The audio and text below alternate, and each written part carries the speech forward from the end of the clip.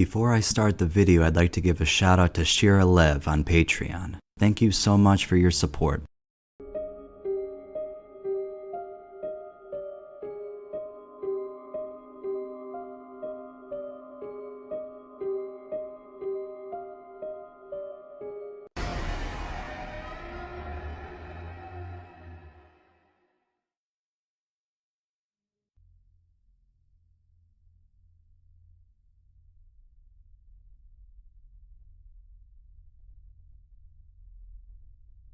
I am 22 years old and experienced with LSD and psilocybin mushrooms. More than 7 trips, less than 12. Can't really remember the specifics. One acid trip was 5 hits strong. I bought some Salvia 20 times extract, 1 gram, and had smoked a little bit a few times before. Just enough to get some crazy visuals, open or closed eye, and some weird time distortions, but nothing earth-shattering. I had started to lose respect for psychedelics and hallucinogens because it had been a while since my last voyage into La La Land, and I had forgotten what it was like to be humbled. Anyway, one night I decided to take my vial, a bong, and a butane lighter and torch over to a friend's apartment in the same complex as mine. There were about 5 or 6 good buddies there, and we took turns taking salvia hits. Well, I went last, being the provider for everyone else. Here's what happened in 3 phases. Phase 1. Directly after I took the hit, I realized that I had taken a much larger dose than I had ever before. As I started exhaling, I could feel the physical effects kick in. I could also feel my mind start accelerating at warp speed. Suddenly, everything was black. The entire room around me had collapsed onto me and myself, and all objects and people in the room were all one. But we were not a consciousness. More or less, I was perceiving the end of my universe, in which all atomic molecules had been infinitely compressed into one point, much like the universe is said to have been before the Big Bang. I was myself, and yet I was everything else in the universe also. Slowly, I started to see again. Phase 2. As I regained my sight, I realized that I was laying down on a couch, though I wasn't actually lying down because there was a friend sitting on either side of me. From my perspective, the couch looked like a piano, and the 3 pairs of legs on it resembled keys, with the lines from the cushion segments and space between the people seated on the couch looking like the sharps and flats, the black keys. The world had a muddy orange tint to it that, at the time, I somehow associated with the original Super Mario Bros. NES game. My visual lucidity was coming back, and now I started to hear voices of the people in the room. I couldn't understand what language they were speaking, but I knew what they were saying. I was dead. I tried to lean forward and communicate, but I found myself paralyzed. I tried a second time and succeeded, but I had completely forgotten about the capability for speech. This is not to say that I forgot how to speak, but I had forgotten that verbal communication was even possible for humans to perform at all. I fell backward into the couch in dismay. My mind was screaming, "I'm not dead! I'm not dead! I'm moving! I'm breathing! Please, don't let me be dead!" I felt the physical effects of the salvia, which for me is tingling all over my body, which feels like little ant bites. All of a sudden, a more pressing issue hit my consciousness. Not only was I dead, but my crotch was on fire because I had dropped the bong and lighter onto my lap, and I was burning. I leaned forward and looked, but I could not find the bong or the lighter. I looked on the floor near my feet, thinking I had dropped and broken it. I still could not see it. Falling back into the couch, I realized once again that I was on fire because I had dropped the bong onto my lap. Still, there was no bong. The friend whose apartment I was in leaned in really close to me and asked, "What are you looking for?" It was the first sentence I had heard thus far that I actually understood as English.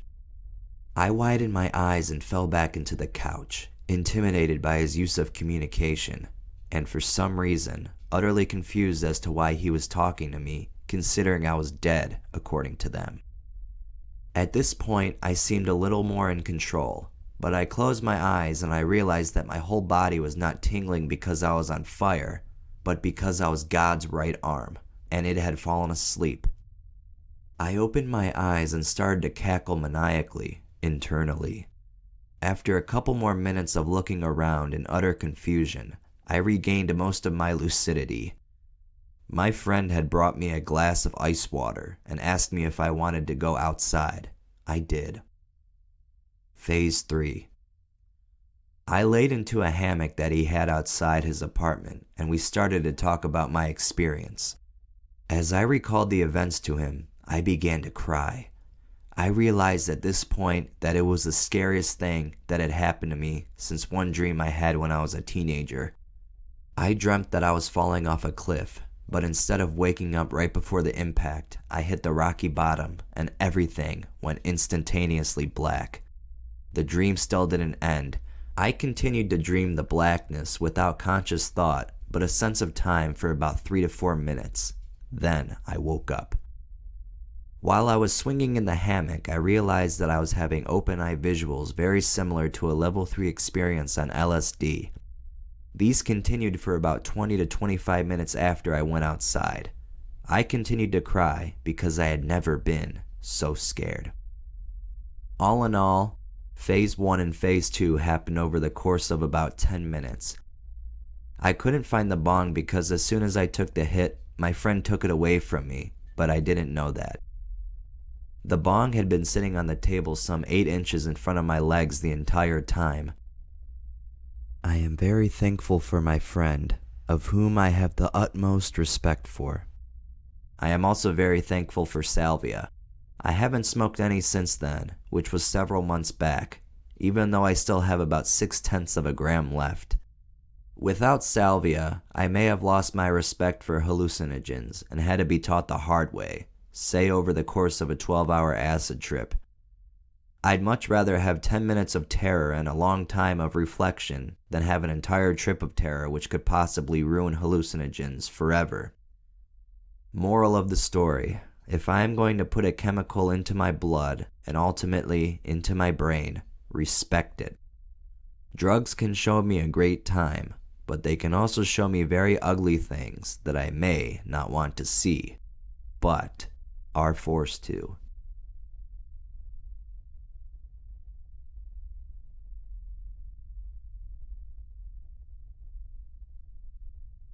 Well, to start with, I am not hugely experienced with anything psychedelic or hallucinogenic.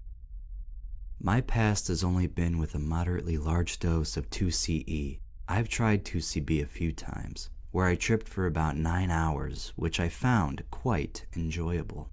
I knew where I was, and it came on to me somewhat gradually, starting with mild closed-eye visuals, moving on to things such as full-blown open-eye visuals.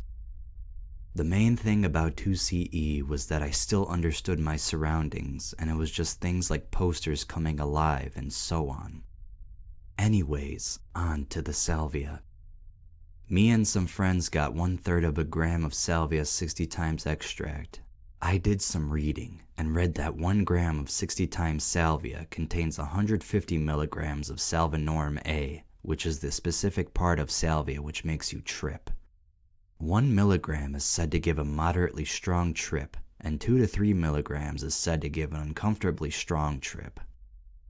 I ended up packing about 175 milligrams of the Salvia extract into a bong, which, at the time, I didn't figure was 30 milligrams of divinorum A, roughly 30 times an uncomfortably strong dose. I used a jet flame lighter, as I have heard that Salvia must be burnt with a very high temperature lighter, and not just an ordinary lighter, in order to get the full effects. I took one big bong rip and laid down on my friend's bed, readying to relax. I breathed out the smoke after about 15 to 20 seconds, and then before I knew anything, I was tripping. I lost all sense of time. At first I think I just closed my eyes and then I was immediately in the trip. I didn't know where I was, who I was, what I was even.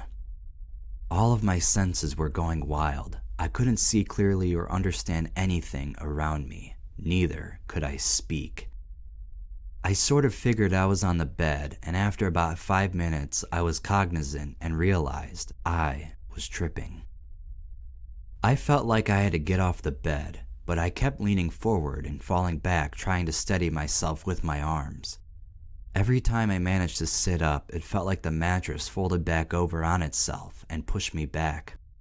Everything was brightly colored and crazy. I had no idea who I was or what was going on.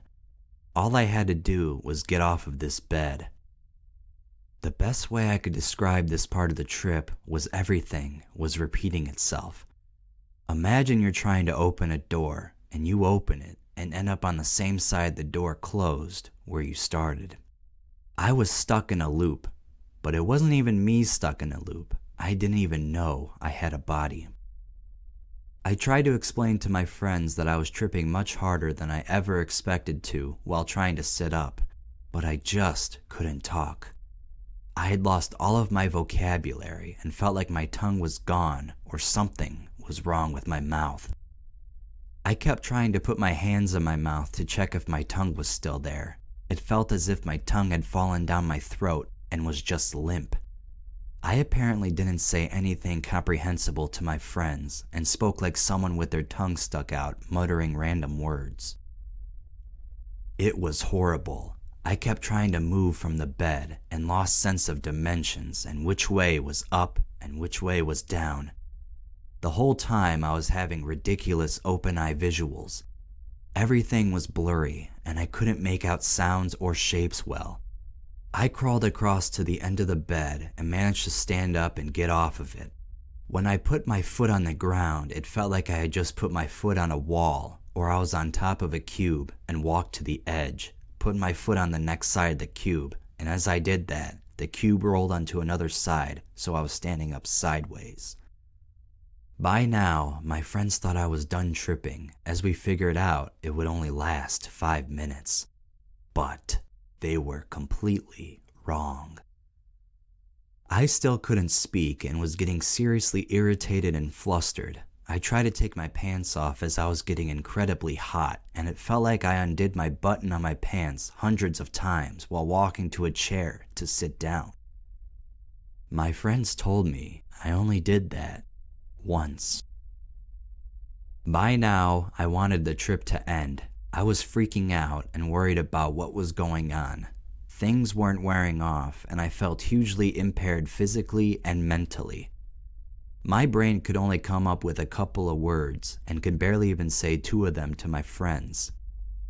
I wanted to put my tongue back into my mouth so I could tell them I wasn't done tripping and I just needed to sleep this off. I managed to get a few words out, but I was getting very irritated because my friends kept pulling my hand from my mouth and touching me, when all I wanted to do was put my tongue back and explain to them I needed to relax. I was getting more and more frustrated not being able to speak. I ran to another room to just lie down in bed and managed to scream out really loudly, "Fuck off! Just fuck off! Leave me alone!" I was coming off really aggressive as I just wanted this to end. I needed to lie down and rest until morning. I managed to get into bed, but this was impossible to get comfy. All of my skin was incredibly sensitive, and I had banged my feet all over the walls and things on the floor when I was running around earlier trying to get away from my friends to put my tongue back in to speak. It felt like I had 4 legs and the duvet was very tight on me. I traced my hands along the side of the blanket trying to find a corner, but it felt like it was going on forever. The bed felt massive, and so did the blanket.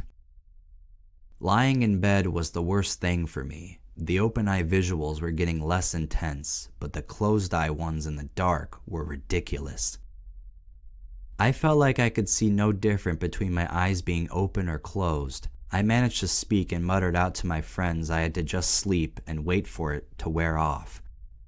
I was very irritable because my friends didn't realize how hard I was tripping, asking me things like, "Describe it," or "Should I try it now?" I managed to say no to both after getting out of bed and going into the other room. All I could say was, "I'm not done tripping." I wanted to explain I liked being in the light and not in bed, as the open eye visuals were much less intense than the closed eye visuals. I got into bed again and felt as if I was standing up. I lay there feeling as if my skin was no longer on my body, wanting this to end, feeling broken and tired, but impossible to fall asleep. Lying in bed, I thought this was all a dream. This couldn't be possible. I still don't understand how anything like that is possible. I felt like I fell into my own brain and then fell into a dream and then fell into an iPad screen in that dream and another thing in that iPad screen and so on. The only way I could get back up was if I went back through all of the stages I fell through. After another 20 minutes in bed, I could stand up. I was talking to myself, trying to explain things, getting my vocabulary back, as I felt like a mute. After about an hour after the initial dose, I could talk generally okay and was able to figure out where I was. The worst thing for me was that it wasn't just where I was I didn't know, it was what or who I was. I had no control over my body whatsoever, and this is what I hated most. It wasn't as if I was looking at a desk and it would change colors or maybe morph into things like my trip on 2CE, but I was just in a whole other place, looping, stuck in 5-second periods of my life over and over again. Looking back at it, it was horrible. I'm glad to have even have been there and done that, but it was just too intense for my liking. It was a full-on trip with all 5 of my senses going into overdrive. I felt like I'd rather die than live like this for another hour. The worst thing about it looking back was that I didn't know who I was, what I was, or anything around me. The world did not exist. I was in multiple dimensions. I didn't understand the concept of space or time and couldn't figure anything out. And when I gave up and tried to relax, I was still being bombarded with the odd visuals of doing the same thing over and over again. My final verdict. I way overdosed it, as a friend of mine had about 5 milligrams of the same stuff later and said he enjoyed it, where another friend had doubled that and similarly hated it. After a good night's sleep, I felt completely fine, but I have had shortness of breath for 2 days after I woke up.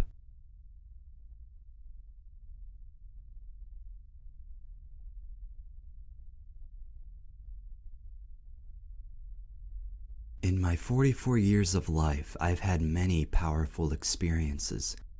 There have been the intensely tender, like a girl's first kiss, the profound sadness of having close family members taken away, the glory of peaking an 18,000-foot mountain in South America, or the sheer thrill of jumping out of an airplane. In short, the everyday moments of grief, happiness, and fun that people normally experience. But then there is Salvia. A breakthrough in Salvia puts all life experiences in a separate and much milder category. If your life, however exciting it may be, can be likened to a glass of chocolate milk, the successful Salvia trip is akin to drinking the life force of gods, steeped in the rocket fuel of alien ships. I had smoked Salvia a few times before and found the effects interesting. I could lay back on a couch, close my eyes, and feel a sensation I liken to being within a slowly churning taffy machine. My mind becomes suggestible, and I can think through visuals that my brain is happy to connect the dots and make them real. I recall a funhouse guy walking on stilts that kept on stretching, or a dirty carousel with voices summoning to come join the party. It was a weird effect that I enjoyed jumping into, but I never lost touch with my surroundings, and I was aware throughout that I was the director in this surreal circus. I've gotten stoned a few times on other psychedelics like DMT and 25I-N-bomb, each an experience with its own flavor and profile, and all enjoyable in their own right. But I never lost sight of the fact that ultimately I remained in control. That changed tonight. I had been noticing that each trip with Salvia seemed a little stronger than the previous. In all, I'd probably smoked it a half a dozen times, and this 6th or 7th took me from the shoreline where I'd been playing with a scoop and bucket and a rubber ducky out to the deep end of the ocean into the bottomless abyss. Within a few seconds, it was lights out, and I was cast into a new dimension altogether. Honestly, the power of expression and mere English vocabulary fail completely in capturing its awe and grandeur. As a weak metaphor, let's say I felt like an atom-wide ragdoll, tumbling about within an immense dryer. There is, for me, a hardened atheist, no mystical or reverential language available to describe entities and goddesses or any of that. But nonetheless, I sensed that my intrusion into this dimension was violently unwelcome. There was a visual aspect to this rapid-fire roiling, like being caught perhaps in the electric soup of the subatomic realm. Ethereal walls of rapidly shifting plasma peaks, and valleys organizing into crazy patterns too fast for me to appreciate before the next one formed. In this landscape, I was reduced to a trifling puff of consciousness. I really gave it my all. Fighting is a better word. To regain a foothold in this groundless universe with all the futility of an ant helplessly trying to paddle itself out of a river's current. My eyes opened momentarily to catch a glimpse of my surroundings, and every surface around me was layered in crazy glyphs that I can inappropriately equate to math or alien symbols. All my perceptions of the real world in that a fraction of a second were draped in a malevolence of sorts. Perhaps for my barging in unannounced unto this environment. What else can I call it? With my eyes opened so briefly, I had perhaps had the slightest inkling of hope that I was finally anchoring a foothold back into reality. But it's as if whatever was going on in my brain said, "Oh no you don't," and I was thrown back into the center of the hurricane of signals within my head for a couple more rounds of this terrifying episode. If we think of hell as the most inhospitable of places, this would be a correct assessment for the Salvia trip. In it were to be found no corny devils, nor lava pits, or tormented souls. There was, however, the far more fearsome sense of complete and utter aloneness, and but the realization that I had zero control over my fate. And that is as scary as one can possibly imagine. Good thing, if we're to look for a silver lining, that these trips last only a few minutes, for if they were to last so much as 3 or 4 times that, let alone half a day like LSD, people would surely go insane or have a fright-induced heart attack. One would think that with such a terrifying experience, I would have taken my leftover 20 times salvia along with my bong and thrown them right out the window, never to mess with this shit again. But, like all other roller coasters, there is this residual wow that draws me back. When I can get the balls to do it again, I will, and just cross my fingers that there's more to this than a white-knuckle ride into the raw emotion of complete fear.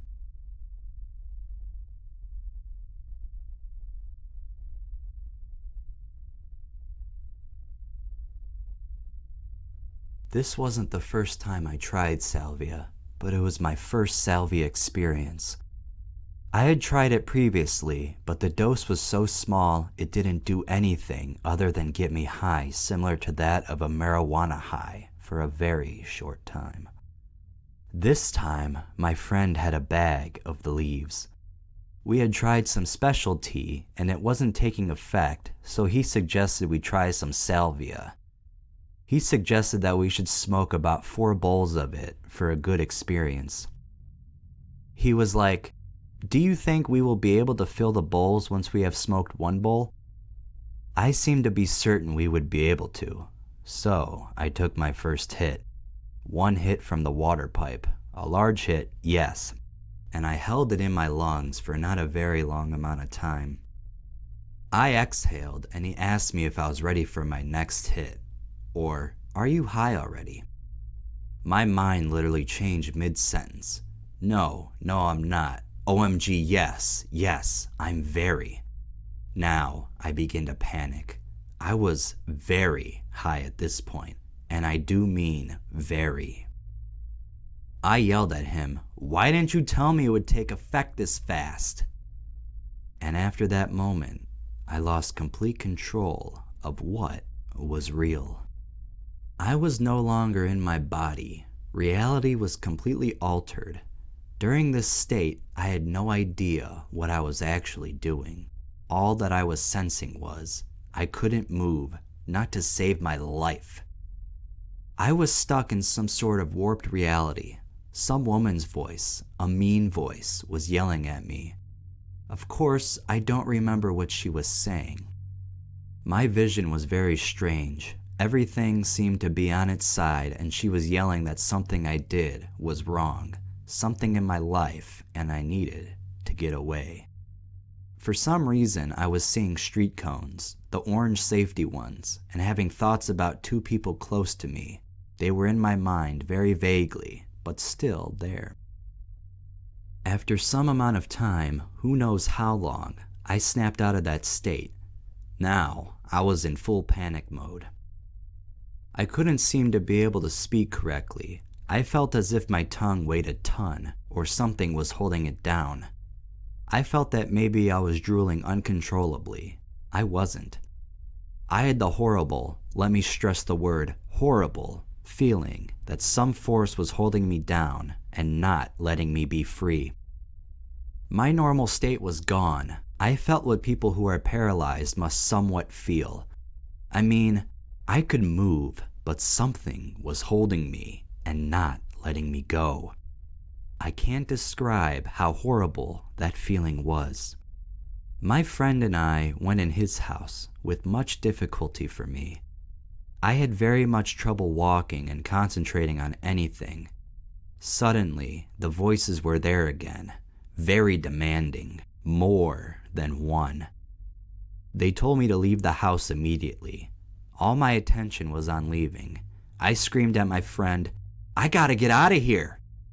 But no words seemed to leave my mouth. My tongue, it weighed a ton and was burning. I rushed to the bathroom. It was apparent to me now I was going out of my mind. I looked into the mirror and suddenly my tongue felt fine. I turned my head to look at the blue wallpaper. It seemed to be flashing and burning at me. I couldn't look at it because it scared me, so I fled the bathroom. My friend was waiting in the living room. I began to feel very tired and unable to move. I had to lay down. I also realized I had a half a boner going, but I would be damned if I was going to worry about that. I laid on the couch and curled up into a ball and tried to figure out what was happening. This is when all of it seemed to be subsiding. My friend asked if we should work on a song, so we tried to play one of our songs, but quite simply, we just weren't feeling up for that at the moment. It wasn't working. About this time, the high was pretty much gone. Difficult to explain why my high was so intensely bad for me. I can't stress how intense it was, but it was. And why after just one hit? If you want to know what the magic tea was, it was a Blue Lotus tea, but I don't think that had anything to do with it, because apparently we made it wrong and had no effects of it at all. Or perhaps mine was strange, just due to my chemical makeup, because everyone is different. I'm so scared if I ever try it again, my experience will be like that again. Intensely unpleasant. My friend described his experience as nothing like mine. I may try it again.